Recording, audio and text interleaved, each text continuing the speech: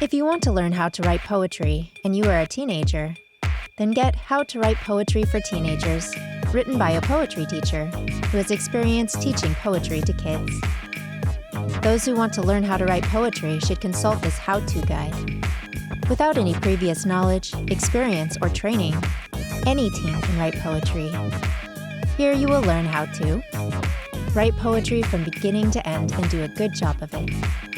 Learn about different types of poems and their origins. Discover how you can get started, including what tools and equipment to use. Develop the confidence and high esteem needed to create quality poetry.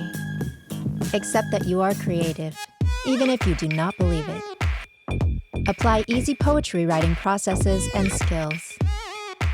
Go from being shy about sharing your poetry to being fearless in presenting it publicly.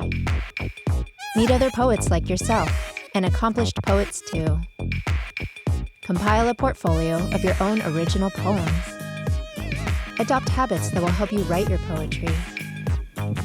Deal with stress by having a constructive outlet for it. Everything you need to begin writing poetry is included in this guide, and it is simple.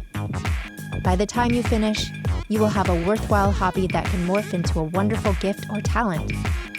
Take advantage of this offer today.